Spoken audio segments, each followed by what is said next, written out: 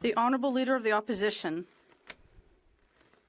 Thank you, Mr. Speaker. A year ago, the Prime Minister copy and pasted my idea of eliminating GST on building of new homes. But that's the only thing he did because it has just driven up costs. Yesterday, I proposed eliminating GST on houses under $1 million, and the housing advisor of the PM, Mr. Mike Moffat, said that it's the most audacious proposal for middle-class housing ever proposed by a political party. Will he accept my idea? The Right Honourable Prime Minister. Mr. Speaker, when the Leader of the Opposition was the Minister of Housing for Stephen Harper, he failed in his job. He only built 6 affordable housing units across the country. Now he's proposing a program that will cut transfers to municipalities and investments that we're making in infrastructure to build more houses across the country. It's cuts to programs and services that Canadians are counting on, that the Conservatives are offering, and we are investing to build homes across the country for Canadians. The Honourable Leader of the Opposition. We're proposing to eliminate the GST on houses under $1 million, and this will save $25,000 on the purchase of a home, an average home in Quebec. That's a reduction of $1,000, $300 on mortgages per year. Will the PM send this money to his program? And even his minister saying his program is not building homes. Will he accept my program to cut bureaucracy and taxes to build new homes? The Right Honourable Prime Minister. Mr. Speaker, what the Conservative leader wants to cut is the $900 million that we're sending to Quebec for the Housing Accelerator Fund to build homes across Quebec and the country. He wants to cut and remove $900 million that we're sending to Quebec to build more homes, to solve the challenges that Quebecers, and particularly young Quebecers, are facing. His solution isn't one because it always involves cuts to services and investments in programs that Canadians need. It's not cuts and austerity that Quebecers want. They want investment in a better world. The Honourable Leader of the Opposition. Took my idea last year to remove GST off rental housing construction. It's the only thing he's done right because, of course, after 9 years, he's doubled housing costs. So yesterday, I came up with another common sense idea. Let me quote his housing advisor, Mike Moffat. The Conservative leaders plan to eliminate the GST for newly constructed homes selling for under $1 million is the boldest middle-class housing proposal released to date from any federal political party. Will he accept my common sense idea?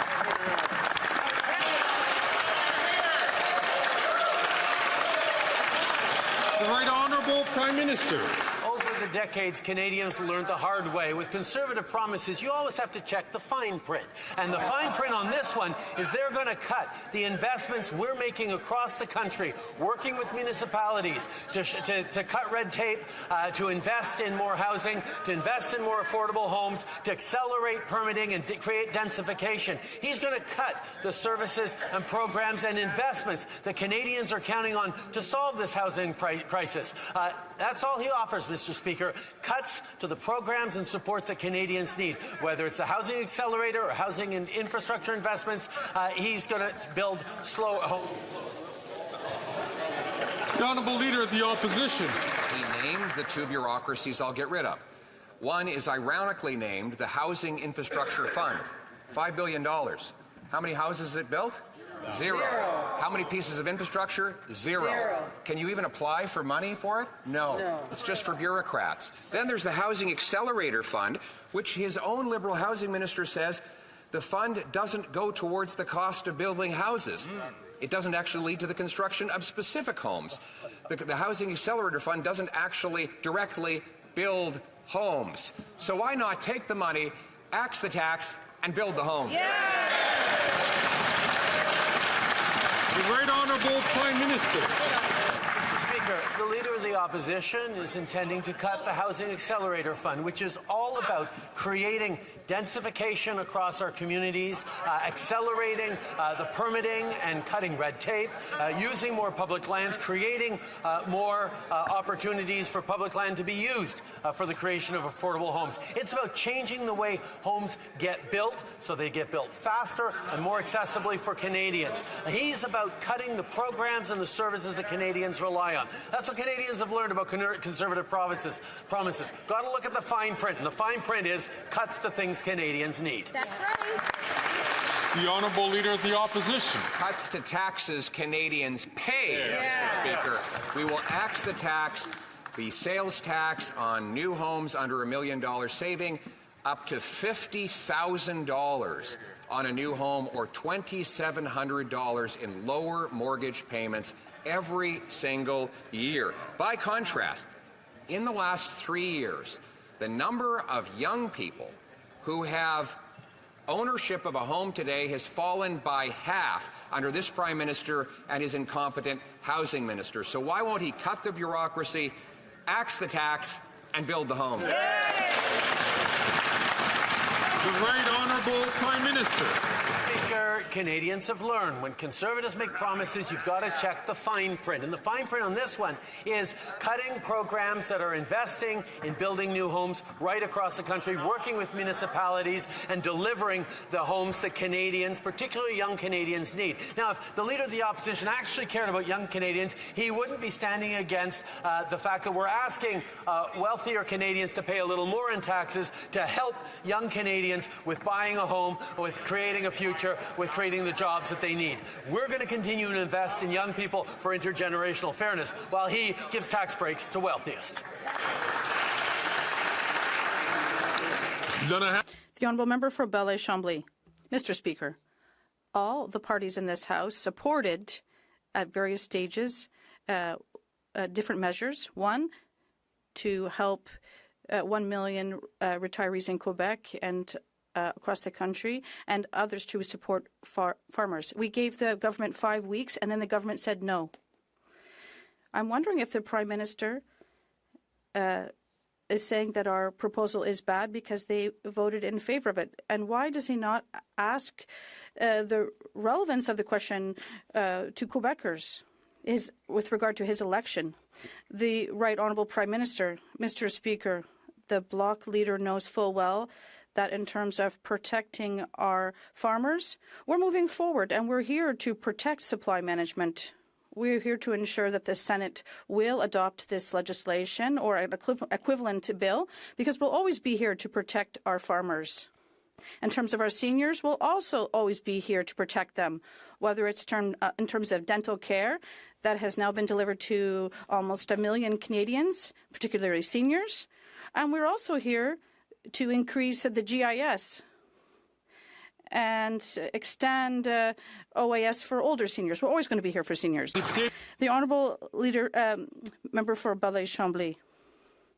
It's like the insane asylum. The Conservatives want to table a motion to get rid of the government. They have to stop filibustering. And now the Conservatives are protecting the government, strangely enough. And now the Conservatives' obstruction seems to be in favour of the Liberals because they don't want to work more. Can we stop this nonsense and trigger an election, Mr. Speaker?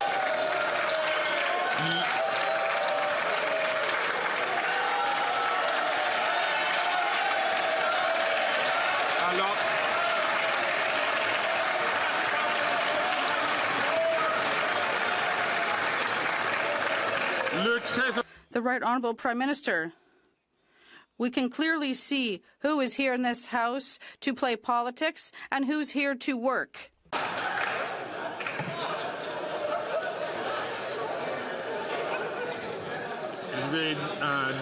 I will ask the Prime Minister to start from the top, please.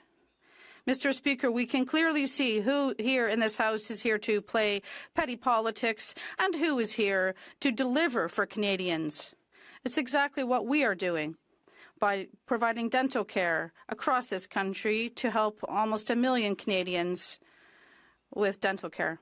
And we have been here to invest in more daycare spots, and we're going to continue to be here to deliver insulin free of charge for people who need it, who cannot afford it, and to provide contraceptives for people who need it. We have work to do, and we are doing it for Canadians.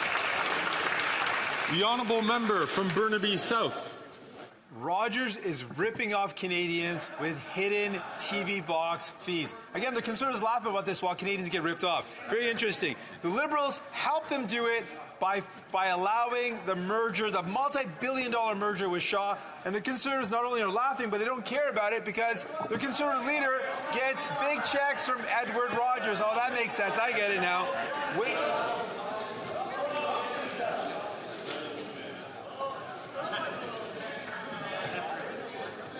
Colleagues, in order for us to get through question period in the required time, it's important that members not be interrupted and that the chair can hear the question. And invite the honourable member from Burnaby South to start from the top and to ask his question. The honourable member.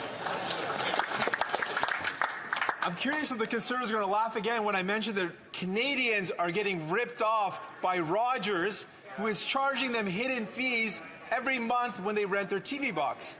Now, I know that the Liberals have helped Rogers do that by allowing the multi-billion-dollar merger with Shaw. The Conservatives don't care about helping Canadians because their leader gets big checks from Edward Rogers. But my question is to the Prime Minister. Will he commit today to forcing Rogers to reverse these fees or ban them from receiving any federal contracts? The Right Honourable Prime Minister. Mr. Speaker, over the past number of years, we've seen data fees and cell phone fees decrease across this country because of the efforts this government has brought in for more competition and for support for consumers. We know there's always more to do. We're going to continue to hold the telcos to account to deliver high-quality services to Canadians at affordable prices. That's something that we will continue to be there for. That's right. The Honourable Member for Burnaby South. Allowed a massive merger to happen. In her documentary La Peur au Ventre, Leah Clermont-Dion shows that the anti-abortion movement is gaining ground. She shows how anti-abortionists are pulling Conservative strings. The Liberals, for their part, have not improved access to abortion. When will the Prime Minister finally ensure safe and equitable access to abortion across the country? The Right Honourable Prime Minister. Mr. Speaker, as a party and as a government, we always have been here to protect women's rights. We'll continue to do so and to increase access to health care services, reproductive services across the country. At the same time, I share the concerns of my colleague from the NDP. In terms of the Conservatives, and particularly there are members, Quebec Conservative members, that don't say anything when they have to defend women's rights. They don't speak up to fight back against conservative attacks against the women's right to choose. And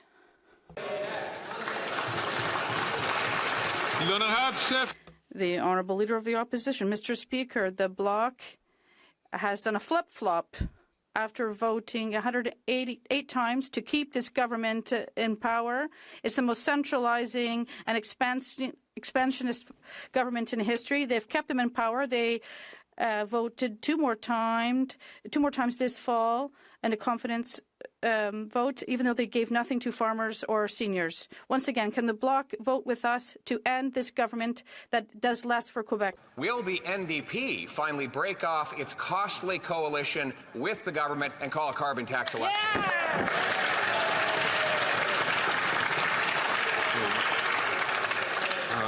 Again, I listened carefully to the question of the Leader of the Opposition.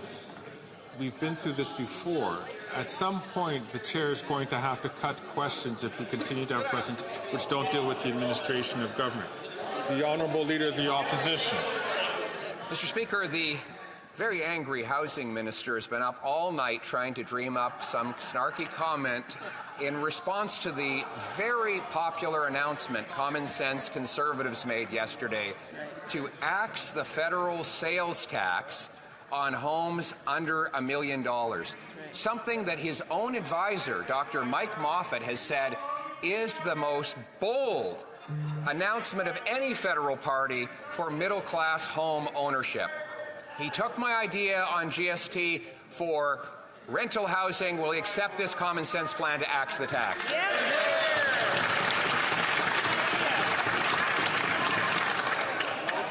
There's a lot of chatter coming. I can only identify the member from New Westminster Burnaby, but I would warn other members, please, to not take the floor unless recognized by the chair. It's important for question period to happen during the time that it's supposed to happen.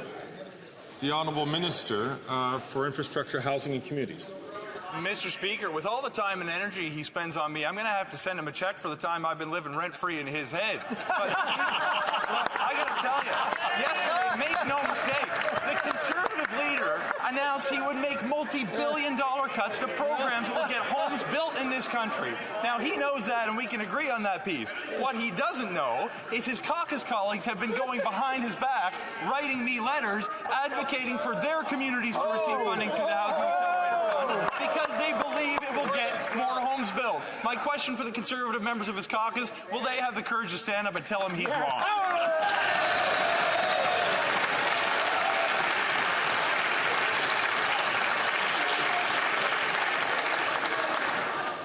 The Honourable Leader of the Opposition. Mr. Speaker, it's the only rent he hasn't doubled. And nobody else has to tell that member that he's wrong because he told himself. This is what he said about his own Housing Accelerator Fund. Let me quote it. The Housing Accelerator Fund doesn't actually go towards the cost of building houses.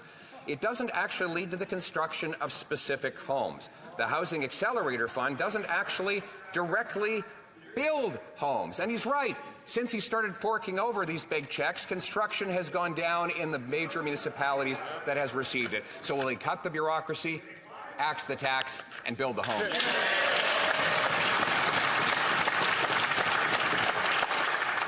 I ask all members once again, including the member from Hamilton Centre, to please not take the floor.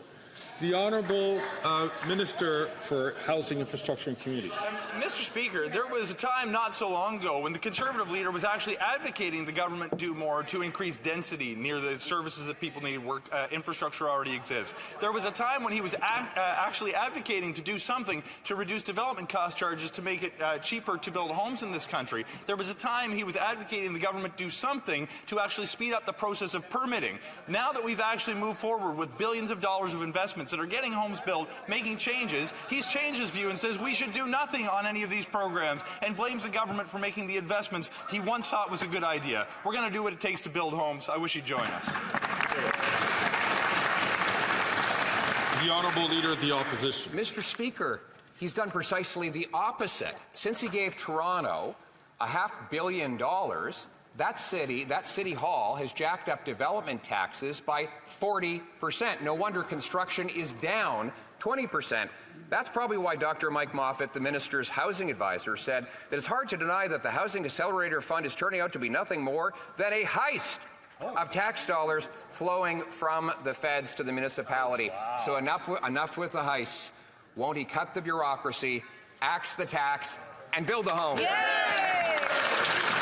Honourable Minister of Housing, Infrastructure and Communities. Mr. Speaker, I sometimes ask myself where they found this guy. He twists the facts to suit his narrative whenever he wants. It's almost like the Conservative Party, when looking for a new leader, hopped on Temu, typed in far-right Conservative, and then spit this guy out instead. He opposes investments in affordable housing. He borrows lessons from his cousin south of the border when he opposes birth control for women. During the January 6th of Canada, the convoy, he wasn't just telling people to stand by, he was bringing them coffee in the streets. Mr. Speaker, it might be election season in America. We don't need this far right-wing populism here at home.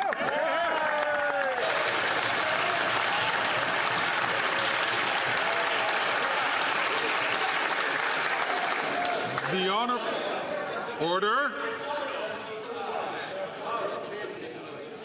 The Honourable Leader of the Opposition. Mr. Speaker, speaking of leadership contestants, that member must be so uptight and angry because the polling shows that though Canadians want to fire that Prime Minister, the Housing Minister ranks dead last in the polls to replace him. And why wouldn't he? This is the guy who lost track of 1 million people when he was Immigration Minister. Right. He ignored warnings from his own department that letting in 200% more people would cause a housing shortage.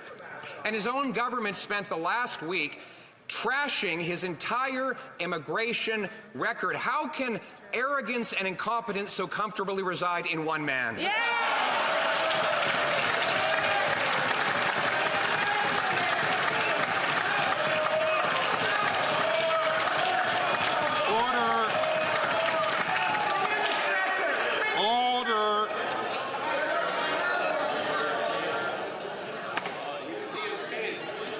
The Honourable Minister of Housing, Infrastructure and Communities. Mr. Speaker, the Conservative leader asks how arrogance and incompetence can live so comfortably in one man. He manages to show us every single day. Mr. Speaker, let's actually look at the facts.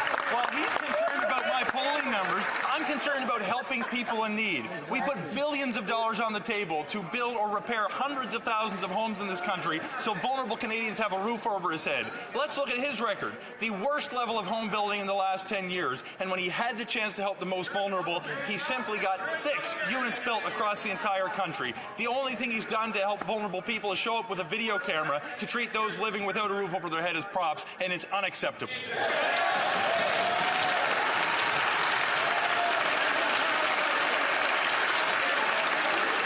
The Honourable Leader of the Opposition. Mr. Speaker, the sum total of the chaos in our immigration system that happened under this government happened while he was the minister. Yeah. His own subsequent Liberal successor has now denounced him and blamed him and his policies for the housing shortfall we have today.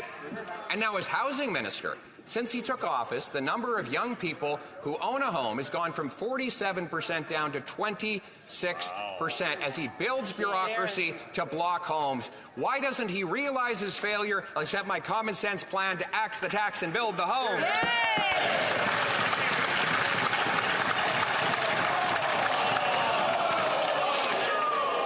The Honourable Minister for Immigration, Refugees and Citizenship. À l'ordre, s'il vous plaît. Order, please. The Honourable Minister. Mr. Speaker, the Leader of the Opposition has said there's been consensus on immigration for 150 years. That means he's okay with the Chinese head tax. That means he's okay with not letting Jews in after the Second World War. Yep. That means, Mr. Speaker, that he's okay, and we know it already. He was in cabinet. He was okay with the barbaric practices snitch line. How does he want to fix things, Mr. Speaker? He wants to use math. Well, the last time he used math, he was the housing minister, and he could barely count to 6.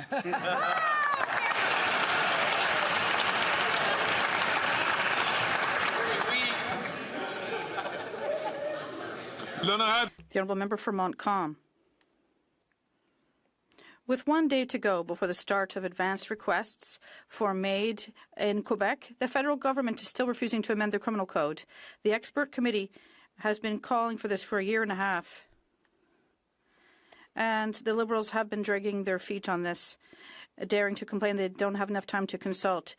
It's not time that's lacking, it's courage. Today, the Liberals are creating worries for doctors who are concerned they won't be able to provide care. Do they realize that they are limiting access, to end-of-life care? The Honourable Minister of Health. Thank you very much, Mr. Speaker.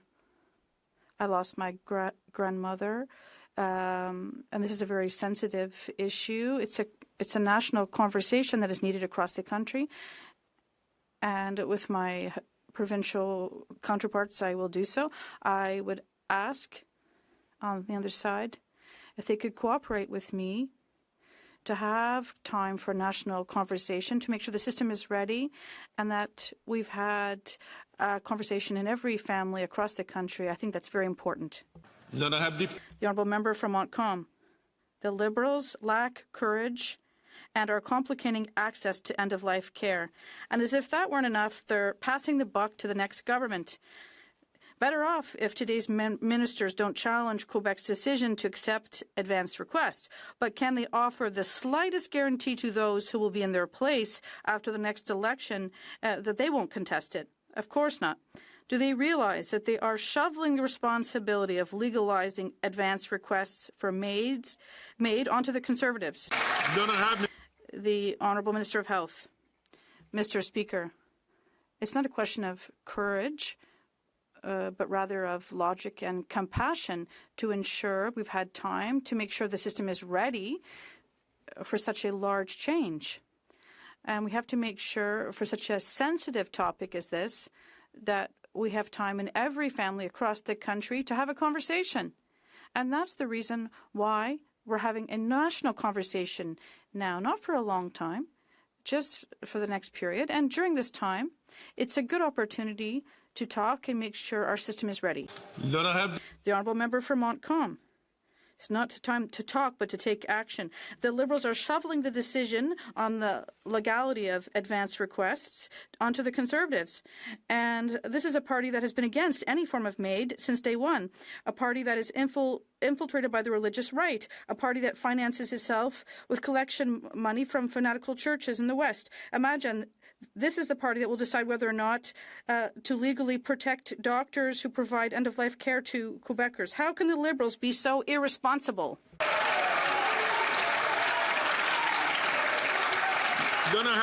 The Honourable Minister of Health. Mr. Speaker, what's irresponsible is to take action without having the opportunity to make sure that the system is ready. And for me, this is absolutely essential. And that is why we're having a conversation across the country, not for a long time, just for a few months. For the entire history of our country, so it's illogical to take a few months to make sure the system is ready. We're having a conversation where all people in every family across the country can participate. From Calgary, Nose Hill. Mr. Speaker, I was dismayed that earlier in question period, in response to the Leader of the Opposition's question on housing, the Minister of Housing treated these questions like they were a joke. The reality... No, seriously, listen to them laugh now. Today, Scotiabank said that nearly 25% less Canadians can own a home now than when the minister took office.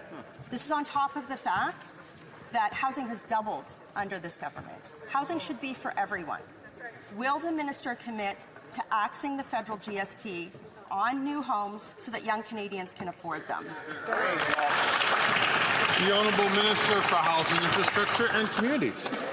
Mr. Speaker, I thank the honourable member for her question. And to be clear, what the Conservative Party announced yesterday was billions of dollars worth of cuts to programs that are actually going to get homes built in this country. While she has portrayed herself as having a moral high ground in her question, I would remind her that it is a Conservative leader who showed up in Niagara with a video crew so he could call a woman's home a shack. It was her leader who goes to encampments across this country, not to see what he can do to help people, to put them in the background of his social media videos for likes. Mr. Speaker, people who are unhoused are not political props. They are human beings that deserve to be treated with respect and dignity.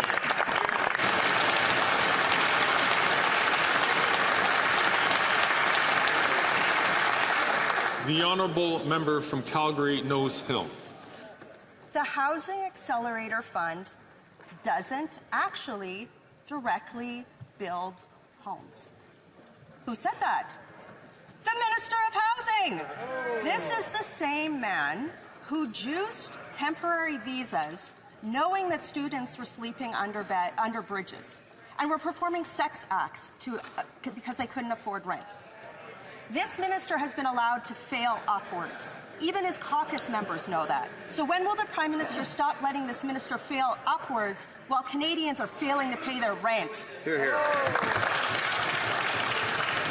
The Honourable Minister of Housing, Infrastructure and Communities. Mr. Speaker, the attempt to link very challenging life circumstances to the government's Housing Accelerator Fund is beyond disingenuous. She wants to talk about what her colleague members know. They know that this fund is actually helping get more housing built in this country. There is a number of them who are writing me personally asking that their communities be picked for funding because they know that it's going to succeed in building more homes in their cities. Mr. Speaker, my question is whether they will have the courage to actually stand up and tell their leader that he is wrong to make billions of dollars of cuts to housing like he was wrong when he did it when he was the minister.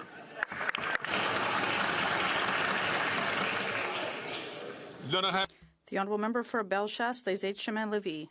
After 9 years, the Bloc Liberal government has broken home ownership with rents and mortgage payments doubling.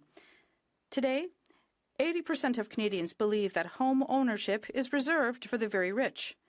The Conservative leader is proposing to axe the GST on new homes, which will save $40,000 in mortgage payments on an $800,000 home. Will the government implement this proposal or continue to burden Canadians with ineffective programs, Mr. Speaker? The Honourable Minister of Tourism and Economic Development. Thank you, Mr. Speaker. I just want to be clear. What the Conservative Party is proposed yesterday is to cut the building of 8,000 affordable housing units in Quebec. I want to know if this member from Quebec, well, how they explain this to Quebecers, that they're cutting 8,000 affordable housing units. That's what this proposal would mean. The Honourable Member for Bellechasse-les-Chemin-Lévis. Mr. Speaker, believe me, the Conservative leader built 195,000 new houses when he was a housing minister, which proves his competence. However, the Liberals continue to show their incompetence by doubling the cost of mortgage. When is the government going to allow Canadians to choose a common sense option to please Canadians by launching an election? The Honourable Minister of Tourism and Economic Development. Mr. Speaker, you know, when we talk about a housing crisis, we talk about housing supply, and this means affordable and social housing. Mr. Speaker, it's great that they're boasting about building housing, but we have built social housing that was affordable as well. And I repeat, Mr. Speaker, to the Conservative Party, 6 is the number of social housing units that they built. And when my family and I were looking for housing under the Conservative reign, we didn't find any social housing because they don't care about vulnerable people and they don't care if people can pay for housing. The Honourable Member from Victoria. It's our body, our lives, our choice. Abortion care is health care. But the Liberals keep letting Conservative premiers erode access, while these Conservatives creep anti-choice legislation into Canada. Conservative cuts mean no family doctors, no midwives, no nurses to staff clinics. This isn't real access. Everyone should be able to get health care when they need it, including abortion care. Will the Liberals enforce the Canada Health Act to stop Conservative attacks on abortion? The Honourable Minister for Women and Gender Equality. Mr. Speaker, our message is clear. The right to an abortion and access to abortion go hand in hand, yet there are a growing number of anti-choice pregnancy crisis centers that use deceptive tactics to deter women from making informed choices about their reproductive health. That's why today I introduced a motion to require more transparency from these centers providing pregnancy counseling. Organizations that do not clearly or prominently provide this information to clients risk losing their charitable status. This is about holding them accountable. This is about supports that women can rely on. The Honourable Member from Skeena, Bulkley Valley. Mr. Speaker, last week the U.S. Department of Transport fined American Airlines $50 million for its horrible treatment of people with disabilities. Well, here in Canada, people have been dropped on the floor, they've had their wheelchairs broken and lost. One even had to drag themselves off a plane by their arms. And this government's response? wait for it, the minister held a summit with plenty of nice words and zero action. Why is it that the Americans get a Secretary of Transport that stands up for passengers, while here in Canada we get ministers of transport that continually cave to the big airlines? The Honourable President of the Treasury Board and Minister of Transport. Mr. Speaker, I beg to differ. I'm standing up in this House today after meeting with our government's Chief Accessibility Officer to definitively emphasize how important passenger safety and accessibility is for this government. And I will repeat that over and over again in this House and outside of this House. There is nothing more important than non-discrimination and more accessibility and safety for our air passengers, rail passengers, and freight passengers also. Thank you, Mr. Speaker. The Honourable Member from Aurora, Oak Ridges, Richmond Hill. Thank you, Mr. Speaker. Last week we found out that an ex-Conservative MP left his party after seeing the increase in the number of anti-choice MPs in the caucus. Anti-choice organizations that support those MPs use deceptive tactics to push women away from making informed choices and accessing a full range of reproductive care through so-called pregnancy crisis centres. Can the Minister of Women and Gender Equality and Youth please share with this House what our government is doing to require more transparency from pregnancy crisis centres to encumber a woman's right to choose by providing biased and unscientific counsel? The Honourable Minister for Women and Gender Equality. People have the right to make informed decisions about their own bodies. Across the country, we are seeing anti-choice pregnancy crisis center undermine a woman's right to choose. So today, I tabled a motion to require more transparency from charities providing pregnancy counsel. And if they do not, they stand the chance at losing their charitable status. Women have shared stories with me about how they have felt when they've walked into these centers, how they felt shame, how they felt guilt, and how it's been at the most difficult time in their lives. So, Mr. Speaker, this legislation ensures that no women will endure judgment or pressure from groups that restrict their freedom. The Honourable Member from Calgary, Midnapore. Mr. Speaker, after 9 years, this Liberal NDP government is not worth the cost. Mr. Speaker, over 2 million Canadians use a food bank on a monthly basis. In Calgary, food bank use is up 28% over the last year, and that's because this Liberal NDP government put a 23% punitive carbon tax on everything. So will this Prime Minister do the right thing, take responsibility for the mess that he created, and call a carbon tax election? The Honourable Minister for Families, Children and Social Development. Mr. Speaker, I challenge that member to point to a single thing that the Conservatives have done to help Canadians that are struggling. And it's easy. She can't, Mr. Speaker. It's appalling, Mr. Speaker. The three-word slogans on that side of the House are empty words. On this side of the House, we continue to make investments in things like the Canada Child Benefit, Mr. Speaker, the Canada Carbon Rebate, Mr. Speaker. On this side of the House, we'll continue fighting for Canadian families. The Honourable Member from Calgary, Midnapore.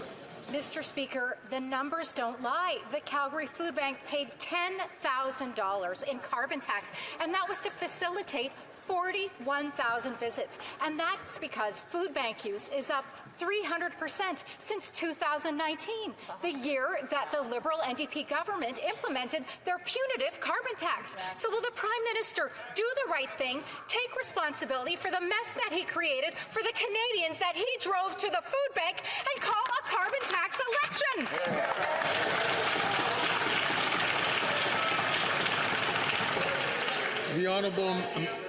The Honourable Minister for Employment, Workforce Development and Official Languages. Thank you, Mr. Speaker. The Honourable Member wants to talk about numbers and facts, so let's talk about the numbers and facts. 8 out of 10 Albertans get more money back from the Canada carbon rebate than they pay in the price on pollution. But, Mr. Speaker, the best solution to people who are struggling is a good job. $22 billion in investments from this government into the energy sector, into clean electricity, into carbon capture, use and storage, $25 billion for the healthcare system.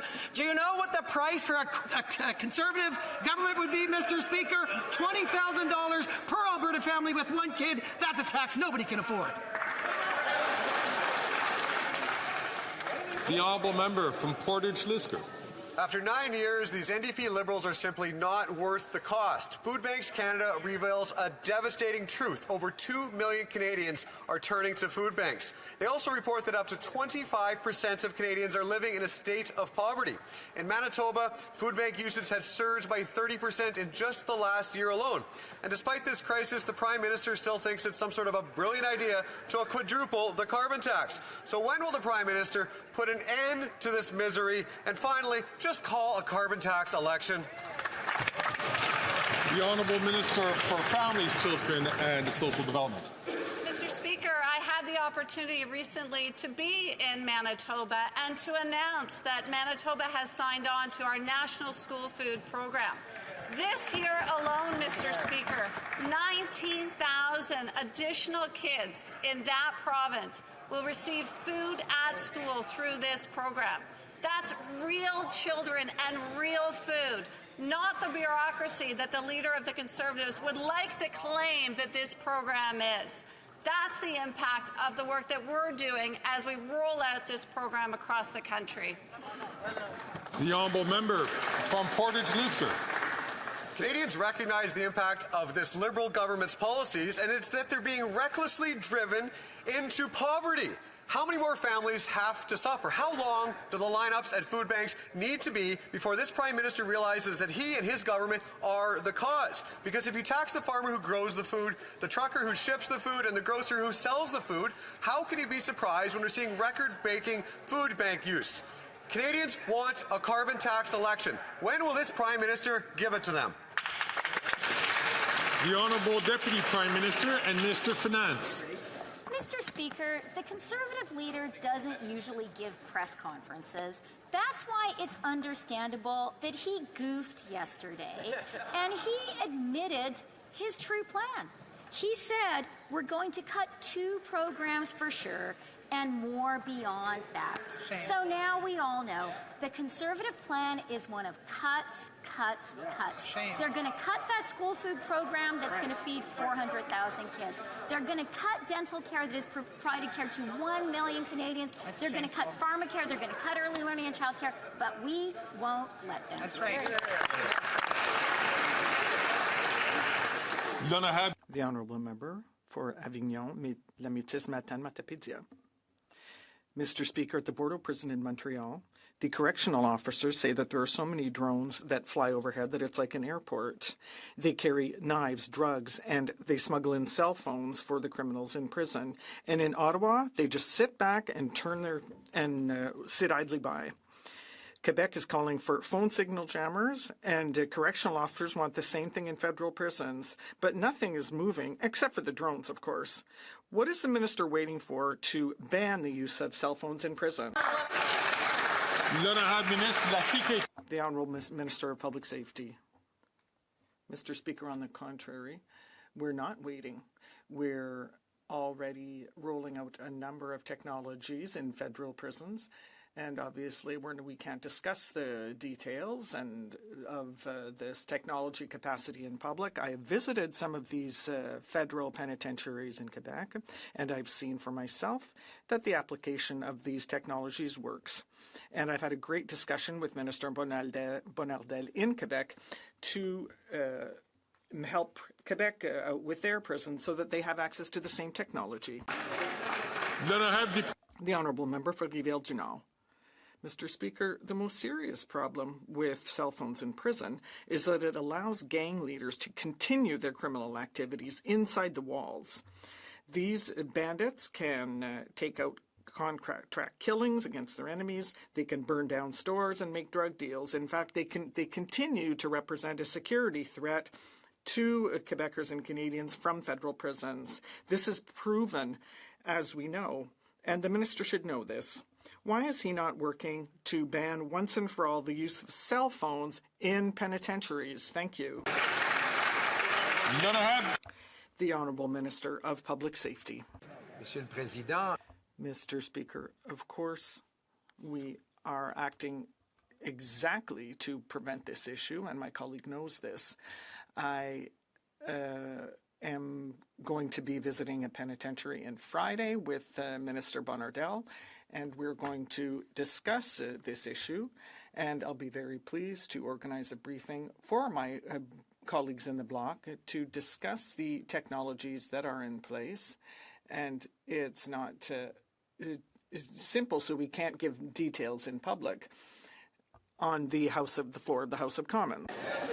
The honourable member from Haliburton, Kawartha Lakes, Brock. Speaker, after 9 years, these NDP Liberals aren't worth the misery. Every month in Ontario, 750,000 people must rely on food banks to get by. That's up nearly 10% over last year. Shameful. Worse, monthly visits by Ontario's children are up almost 117% since 2019. Despite these record numbers of children relying on these food banks, the NDP Liberals continue to increase the carbon tax by 23%, on the way to actually quadrupling it, making groceries even more expensive. How many more families must suffer before the Prime Minister calls an election? Good question. The Honourable Minister for Families, Children and Social Development. Mr. Speaker, Canadians have been facing challenges in these expensive times, and that's exactly why we've been delivering programs to help them. Our $10 a day childcare program, Mr. Speaker, is saving families thousands of dollars each and every year. The National School Food Program, Mr. Speaker, which will see 400,000 additional kids receive food at school.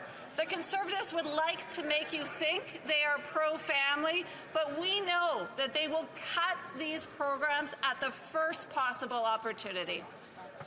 The honourable member from Haliburton, Kawartha Lakes, Brock. Speaker, after 9 years, Indigenous peoples and families living in rural and remote Ontario know the NDP Liberals aren't worth the cost. The impact of the carbon tax on the cost of groceries is a real issue for those trying to make ends meet and feed their families. Hunger Count 2024 reports there are over 2 million visits to food banks across Canada in March of last year. That's up 90% since 2019. When will the Prime Minister stop ignoring the evidence, admit their carbon tax scheme isn't working, and call a carbon tax election? The Honourable Minister for Indigenous Services. Well, thank you, Mr. Speaker. For a moment, I thought my official critic was going to ask a question about Indigenous peoples, but again, we saw a return to their talking points, not the kinds of things that matter to the First Nations people that I've been working so hard with, along with my colleagues. In fact, that member voted against Indigenous health care, Grassy Narrows Care Home, emergency management support, schools, roads, housing, water. You get the picture, Mr. Speaker. They're no friends to Indigenous people. The honourable member from Coastal Bay Central, Notre Dame. After 9 years, the NDP Liberals are not worth the cost. Yesterday, Food Banks Canada reported that the need for food banks is spiraling out of control, with 2 million Canadians per month depending on them. Demand at Bridges to Hope Food Bank in St. John's is expected to surge 30% compared to 2023. Despite record-smashing food bank usage, the NDP Liberals increased the cost of groceries by raising the carbon tax 23%. Mr. Speaker, instead of quadrupling the carbon tax, will they axe the tax so that people can afford to eat? The Honourable Minister of Health. Mr. Speaker, what they would axe in a place like Newfoundland, remember, the Conservative leader said the dental care program didn't exist. Right? Said it's not going to work, not going to happen. Newfoundland now happens to be one of the leading places in the country for people getting care. And on average, it's saving them $730. Do you know that what it's going to save our emergency rooms and creating space? About $1.8 billion, the opportunity to serve emergency rooms. Imagine those savings. That's what they're going to cut. So when they look vulnerable people in the eye, tell them the truth. Tell them what you're going to do. You're going to take away their dental care. You're going to make sure they don't get the diabetes medication they need, and that's going to cost them big money, Mr.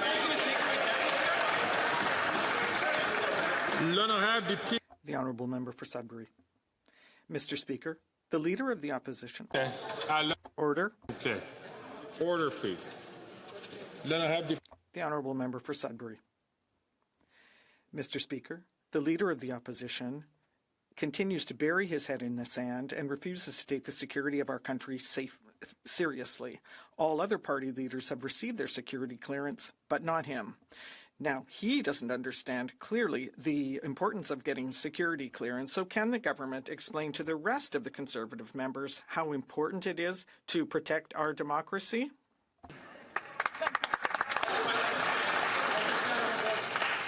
Then I have the Honourable Minister of the Environment and Climate Change. Thank you, Mr. Speaker, and I'd like to thank the member for Sudbury for her question. Our government recognizes the importance of protecting our country and our democratic institutions from the threat of foreign interference. That is why we offered all party leaders their security clearance. Now, the Conservative leader is the only one who is shirking his obligations. Why? Because if he had nothing to hide from Canadians, he would get his security clearance and his top secret briefing. Unfortunately, the Conservative leader is only in Ottawa to do what he's done best for 20 years. That is, serve his own interests at the expense of Canadians and their safety. The Honourable Member from Kildonan and St. Paul. Mr. Speaker, after 9 years of Liberals, crime is up and small businesses are fed up. The Liberal Prime Minister changed the laws to make it easier for violent repeat offenders to get bail, and now break-and-enters, thefts, vandalism have become everyday realities for small businesses in Canada. Nearly 60% of small businesses in BC, for example, are being directly impacted by crime. 8 in 10 are worried about their personal safety. This has cost businesses thousands of dollars, driving up costs of food and goods for their customers. When will the Liberals reverse their catch and release policy so that Canadians can shop safely and affordably once again? The Honourable Minister of National Defence. Thank you, Mr. Speaker. I spent 39 years fighting crime in the City of Toronto, and one of the things I learned in that 39 years is that cops count. But, Mr. Speaker, today there are 700 fewer police officers in the City of Toronto than when I was the police chief. And those are the same cops, by the way, who fought guns and gangs, gave evidence at bail hearings, and kept our neighborhoods safe. But just like the Harper government that cut 1,000 RCMP positions, Conservative mayors and premiers have frozen police hiring. This is the price we're all paying for reckless Conservative cuts. And if the Conservatives are looking for causation of the rising crime, look in the mirror. The Honourable Member for Charlebourg and Saint-Jean. This Minister of Justice has showed us that he'd rather be soft on criminals than keep children safe. Paul Arcand reports that André Fèvre, a paedophile who led a social club of child abusers, which aimed to teach people how to lure and seduce children, was released by the parole board once again. The minister seems satisfied that experts say that his risk of reoffending is low, even though he has violated his conditions over and over the past 50 years. Is the minister aware of this? And if so, why is he not doing anything? The Honourable Minister of Public Safety. Mr. Speaker, my colleague knows very well that the parole board is independent. It's at arm's length from the government. It makes good decisions, and what it takes seriously is public safety. We're not going to comment on individual cases that are before the parole board. We trusted the board's work. And however, as my colleague, the Minister of Defence, said, we are very surprised to see how many cuts the Conservatives have made to the RCMP and the CBSA, and now they claim to want to fight crime gangs. From Sherwood Park, Fort Saskatchewan. After 9 years of NDP Liberals, taxes are up, costs are up, crime is up, and time is up. Now, Liberals have allowed fraudulent, non-Indigenous insiders and shell companies to steal contracts that had been earmarked for Indigenous businesses. Now that companies like Canadian Healthcare Agency and Dalian Enterprises, who got over $100 million each, have been removed from the Indigenous business list, they should pay back the money that had been set aside for Indigenous companies. When will this government get our money back from bad actors who pretended to be Indigenous?